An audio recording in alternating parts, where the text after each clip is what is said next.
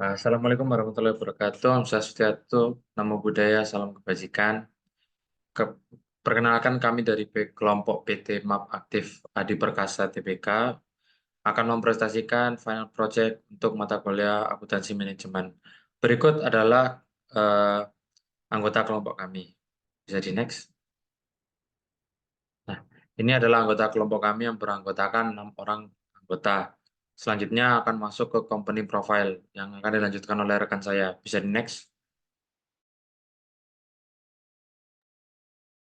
Yang pertama yaitu profil dari PT MAP Aktif Adi Perkasa, merupakan bagian dari grup Mitra Adi Perkasa didirikan pada 11 Maret 2015 sebagai perusahaan retail gaya hidup terkemuka di Indonesia. PT MAP pengelola lebih dari 3.200 gerai retail dengan berbagai portofolio, termasuk sport, fashion, department store, kids, food and beverage, dan produk gaya hidup lainnya.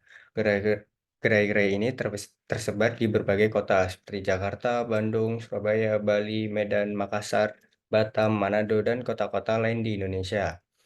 Merek dari PT MAP salah satunya yaitu Zara. Perusahaan ini mengelola sejumlah merek terkemuka, di antaranya Starbucks, Zara, Marks and Spencer, Sogo, Seibu, Oskos, Bigos, Converse, dan lain-lainnya. Boleh di next.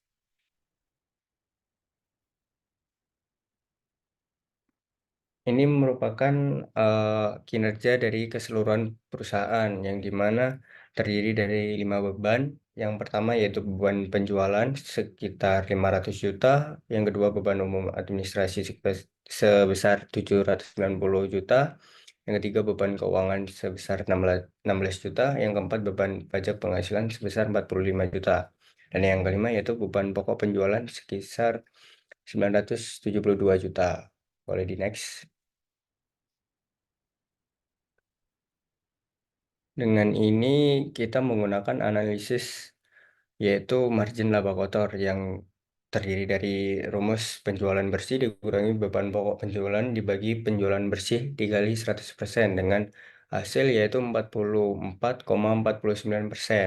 Margin laba kotor ini menunjukkan bahwa perusahaan memiliki efisiensi yang baik dalam mengelola biaya produksi dan beban pokok penjualan. Analisis hanya mencakup satu aspek dari kinerja perusahaan. Perlu untuk melakukan analisis yang lebih komprehensif dengan perlu melakukan analisis yang mempertimbangkan faktor-faktor lain seperti margin laba bersih, rasio keuangan lainnya, dan faktor eksternal yang dapat mempengaruhi kinerja perusahaan. Boleh di next, akan dijelaskan oleh rekan saya. Baik, selanjutnya ada hasil analisis per tahun. Yaitu pada tahun 2019, laba PT MAPA tercatat melonjak dengan sangat tajam. Lalu pada tahun 2020, adanya COVID-19 dan pertumbuhan di e-commerce. Lalu pada tahun 2021 terjadi peningkatan pendapatan bersih dan laba usaha pada kuartal keempat, dan pada tahun 2022, PT MAPA menyepakati perjanjian kemitraan eksklusif dan memutuskan untuk melakukan pembagian dividen. Lalu analisis tahun 2019.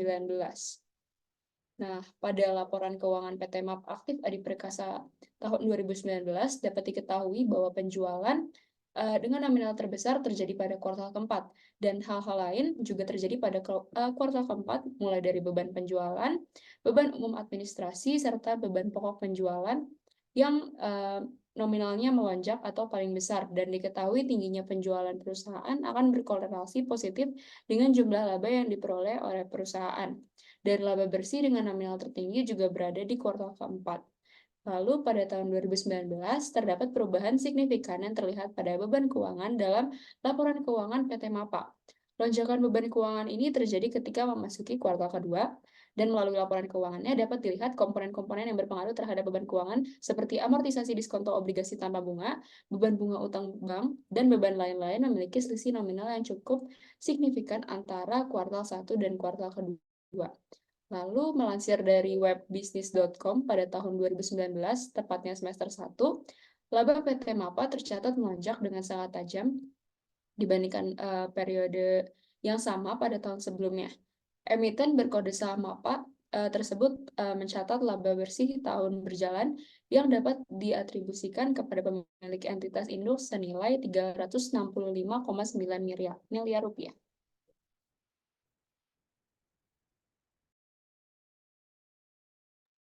Oke, selanjutnya analisis terkait tahun 2020. Nah, pada laporan keuangannya, tepatnya kuartal 1, 2, 3, 4 itu dapat kita lihat polanya bahwa di tahun 2020 ini beban yang paling besar itu kita lihat ada di beban penjualan atau beban pokok penjualan, sedangkan yang paling rendahnya itu ada di beban pajak penghasilan. Nah, untuk analisis sendiri, pada tahun 2020 kita tahu bahwa terjadi wabah COVID-19, di mana penjualan itu pasti menurun drastis karena adanya kebijakan PSBB dan lockdown. Jadi, mal dan pasar itu tidak bisa beroperasi. Nah, penjualan pada kuartal 2 itu berada di angka 653 juta, di mana nominal ini sangat menurun dibanding kuartal-kuartal sebelumnya yang berada di angka 1 miliar sekian gitu. Nah, untuk menurun drastisnya penjualan ini diikuti dengan menurunnya beban penjualan, beban pokok penjualan. Hal tersebut dikarenakan adanya korelasi positif yang antara beban penjualan dan beban pokok penjualan. Nah, terkait pengaruhnya terhadap beban-beban yang sudah saya sebutkan tadi seperti beban penjualan dan beban pokok penjualan, sedangkan beban keuangan dan beban pajak penghasilan itu tetap tinggi karena komponen ini memiliki sifat yang berbeda dan terkadang dipengaruhi oleh faktor eksternal atau kebijakan internal dari perusahaan. Nah, terkait pertumbuhan e-commerce, tepatnya pada kuartal 3, dapat dilihat adanya pertumbuhan penjualan yang dianggap itu sebagai hasil dari pertumbuhan e-commerce. Nah, kenapa ada pertumbuhan e-commerce itu karena ada perubahan perilaku konsumen yang bergeser dari belanja offline menuju belanja online. Dan di tengah kondisi yang nggak terduga ini, perusahaan juga memaksimalkan kanal distribusi digital perusahaan seperti platform e-commerce yang sudah saya sebutkan tadi. Contohnya seperti program Chat and Buy, di mana pelanggan itu bisa belanja melalui WhatsApp. Dan di sini PT MAPA juga fokus untuk meningkatkan kerjasama dengan marketplace dan perusahaan layan antar online. Hal ini menyebabkan peningkatan yang signifikan terhadap penjualan dari PT MAPA. Selanjutnya mungkin dijelaskan oleh rekan saya. Selanjutnya saya akan menjelaskan analisis tahun 2021. Pada tahun 2021 ini penjualan meningkat cukup besar dari kuartal kedua ke kuartal ketiga karena komponen-komponen yang mempengaruhi besarnya nominal penjualan mengalami peningkatan, baik penjualan eceran maupun penjualan non-eceran. Hal tersebut dapat diikuti dengan peningkatan beban pokok penjualan yang cukup terlihat. Pada tahun ini pula, beban umum dan administrasi ketika memasuki kuartal 2 mengalami penurunan yang sangat drastis sehingga mencapai nominal yang negatif. Nah, peningkatan kinerja dari beberapa sumber yang sudah kami dapatkan, perusahaan mengalami peningkatan pendapatan bersih dan laba usaha pada kuartal akhir, yaitu kuartal 4. Riset juga menunjukkan bahwa peningkatan permintaan konsumen meningkat pada kategori olahraga seperti running, golf, lifestyle, dan kids. Diduga karena adanya peningkatan antusiasme konsumen dalam berbelanja selama periode akhir liburan tahun. Nah, strategi perusahaan yang digunakan oleh PT MAPA juga menurut kami perumusan strategi yang matang, baik dari segi merchandising, perencanaan, dan analisa data. Berikut akan dijelaskan oleh rekan saya.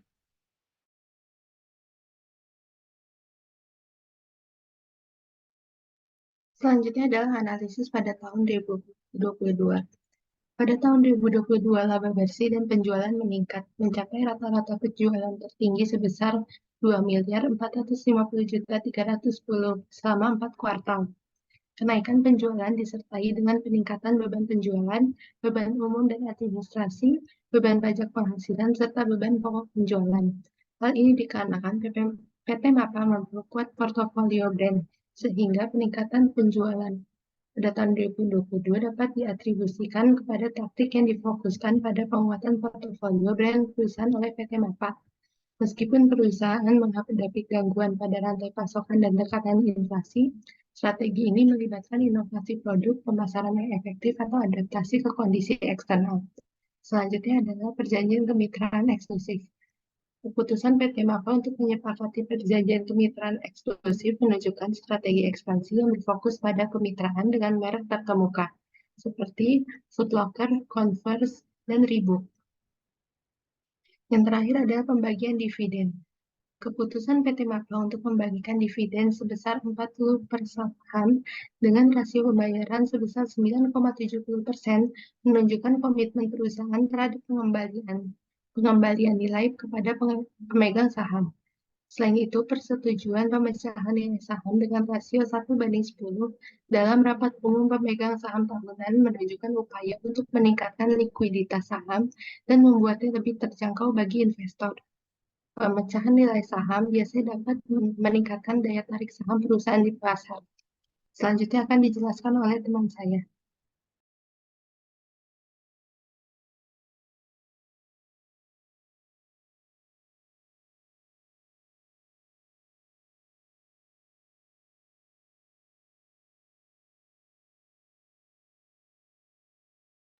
Sekian dari kelompok kami, kurang lebihnya mohon maaf. Wassalamualaikum warahmatullahi wabarakatuh.